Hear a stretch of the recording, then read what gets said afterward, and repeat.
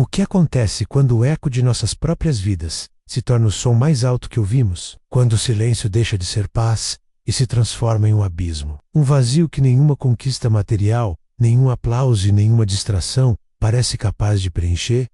Esta não é uma pergunta moderna. É um clamor que atravessa milênios, sussurrado nos desertos da Judéia, escrito em rolos de papiro sob a luz de lamparinas e orado nos pátios de um templo que já não existe. Mergulhemos na história, não apenas com a mente, mas com a alma. Voltemos a uma era de reis e profetas, a um tempo em que a vida era frágil, suspensa entre a promessa de colheitas e a ameaça de impérios. As ruas de Jerusalém, por volta do século X a.C., fervilhavam com vida. O cheiro de especiarias se misturava ao pó levantado pelas sandálias, e o som do hebraico antigo ecoava entre as muralhas de pedra recém-erguidas. Neste cenário, encontramos nosso protagonista. Ele não tem um único nome, pois ele é muitos. Ele é o rei no auge de seu poder, olhando do terraço de seu palácio e sentindo um tédio inexplicável. Ele é o profeta fugindo para o deserto, exausto e convencido de que seu propósito se perdeu. Ele é o músico da corte, o poeta, o salmista,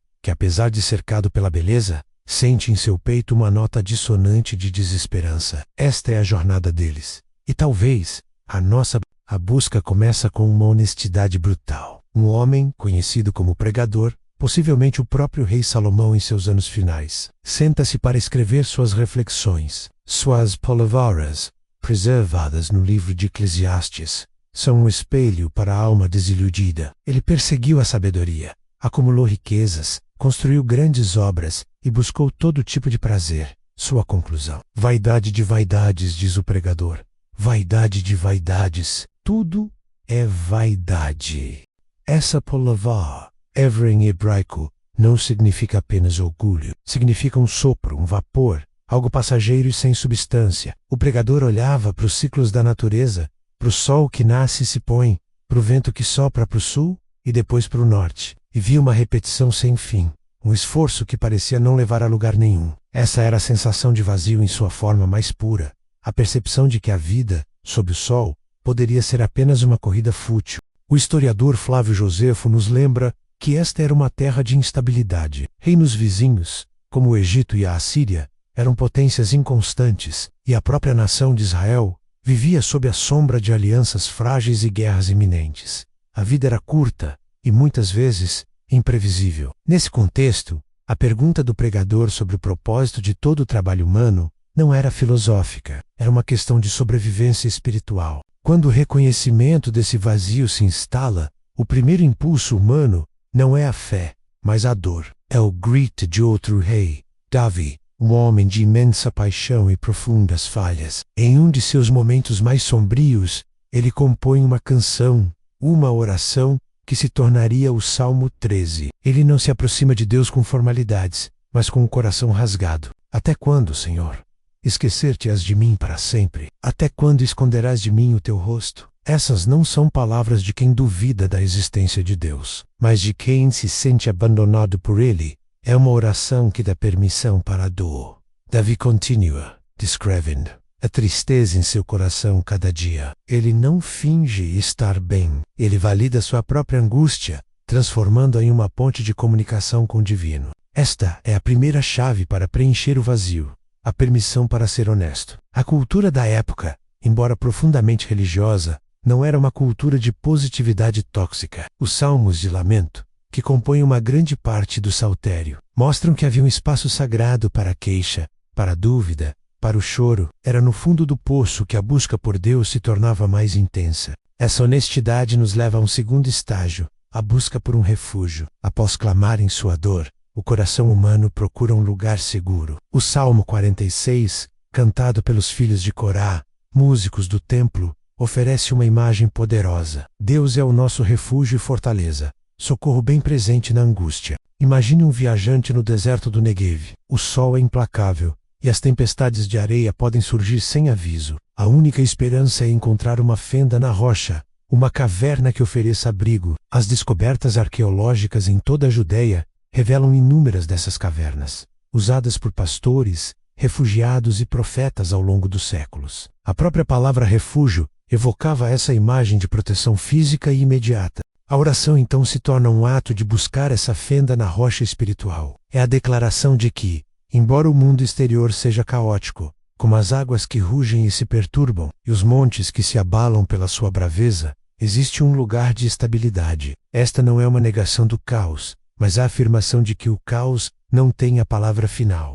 Essa busca por refúgio nos leva à história de um dos profetas mais dramáticos de Israel. Elias, após seu confronto épico com os 450 profetas de Baal no Monte Carmelo, um evento que deveria ter sido o auge de sua carreira, Elias mergulha em uma profunda depressão. Ameaçado de morte pela rainha Jezabel, ele foge para o deserto. Lá, debaixo de uma árvore, ele ora uma das preces mais desesperançadas da Bíblia. Já basta, ó Senhor, toma agora a minha vida, pois não sou melhor do que meus pais. Ele sentia que havia falhado. O grande milagre no Carmelo não mudou o coração da nação, e ele estava sozinho, exausto e sem propósito. O vazio o havia consumido por completo. Sua jornada o leva ao Monte Horebe, o mesmo lugar onde Moisés recebeu os 10 mandamentos. É um lugar carregado de significado histórico e espiritual. E ali, Deus o confronta, não com uma resposta simples, mas com uma experiência. A narrativa bíblica descreve um grande e forte vento que fendia os montes, mas o Senhor não estava no vento. Depois do vento, um terremoto, mas o Senhor não estava no terremoto. E depois do terremoto, um fogo, mas o Senhor também não estava no fogo. E depois do fogo, uma voz mansa e delicada, um som de um silêncio suave, como algumas traduções sugerem. Neste momento crucial, Elias aprende uma lição fundamental sobre o preenchimento espiritual. A presença de Deus, a cura para o vazio, nem sempre está no espetacular barulhento, no milagre público. Muitas vezes, ela se encontra no sussurro, na quietude que se segue à tempestade. Essa revelação muda a perspectiva de Elias. Ele recebe uma nova missão, novas instruções. Ele não está sendo aposentado, mas redirecionado. Ele descobre que não estava sozinho como pensava. Havia outros 7.000 em Israel, que não haviam se curvado a Baal. A oração no sussurro o reconectou com seu propósito e com sua comunidade. A experiência de Elias ecoa em outro conjunto de textos antigos de valor inestimável, os manuscritos do Mar Morto, descobertos em meados do século XX nas cavernas de Qumran. Esses rolos, incluindo o grande rolo de Isaías, sobreviveram por mais de 2.000 anos no clima seco do deserto. Eles nos mostram com que cuidado essas palavras de esperança foram preservadas. O profeta Isaías, cujos escritos são proeminentes nesses manuscritos, fala diretamente à alma cansada. Em seu capítulo 40, ele oferece uma das mais belas descrições da renovação espiritual. Dirigindo-se a um povo que se sentia esquecido no exílio, longe de sua terra, ele escreve: Não sabes, não ouviste que o eterno Deus, o Senhor, o Criador dos fins da terra, nem se cansa nem se fatiga? Ele continua com uma promessa que se tornou um pilar de fé para incontáveis gerações. Mas os que esperam no Senhor renovarão as suas forças, subirão com asas como águias, correrão, e não se cansarão, caminharão, e não se fatigarão. A palavra esperar aqui não é passiva. Em hebraico, kavá significa uma espera ativa, expectante, como torcer fibras para fazer uma corda forte. A oração, neste estágio, transforma-se em uma espera ativa. É a disciplina de olhar para além do sentimento imediato de fraqueza e confiar em uma força que vem de fora de si mesmo. É a imagem da águia, que não sobe pela força de suas próprias batidas de asa, mas usando as correntes de ar invisíveis para planar sem esforço. O preenchimento do vazio vem ao aprender a confiar nessas correntes de graça. Essa jornada interior, que começa na honestidade brutal da dor, passa pela busca de refúgio e pelo aprendizado de ouvir o sussurro divino, culmina na redescoberta da confiança. É aqui que chegamos à oração talvez mais famosa e reconfortante de todas, o Salmo 23, tradicionalmente atribuído a Davi.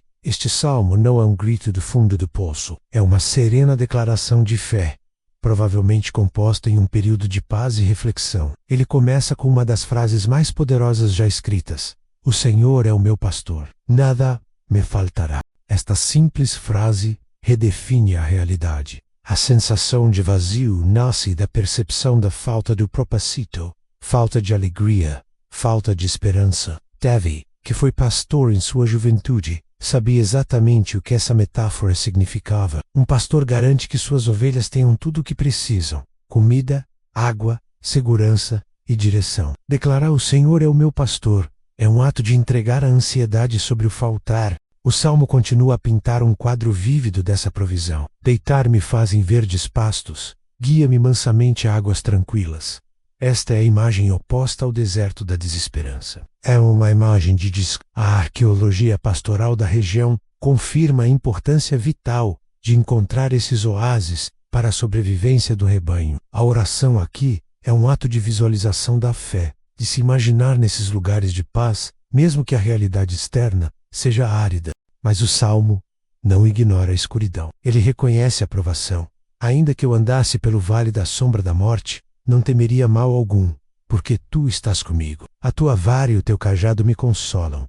Este é o clímax da confiança. O vale escuro é uma realidade, mas a presença do pastor transforma a experiência. O medo não é negado, mas é superado pela confiança na companhia divina. A vara, usada para defender, e o cajado, usado para guiar, tornam-se símbolos de proteção e conforto. Finalmente, a oração se move para a celebração. Preparas uma mesa perante mim na presença dos meus inimigos. Esta não é uma oração por vingança, mas uma declaração de vindicação e honra. Mesmo em meio à oposição, há um lugar de comunhão e abundância. O preenchimento do vazio não é apenas a remoção da dor, mas a adição de uma alegria transbordante, simbolizada pela cabeça ungida com óleo e o cálice que transborda, a jornada que começou com o Evel, o sopro vazio de Eclesiastes, termina com o cálice que transborda do Salmo 23, o ciclo se completa. O vazio não é preenchido com respostas fáceis ou com a negação do sofrimento, mas com um relacionamento de confiança. É um preenchimento que não depende de circunstâncias externas,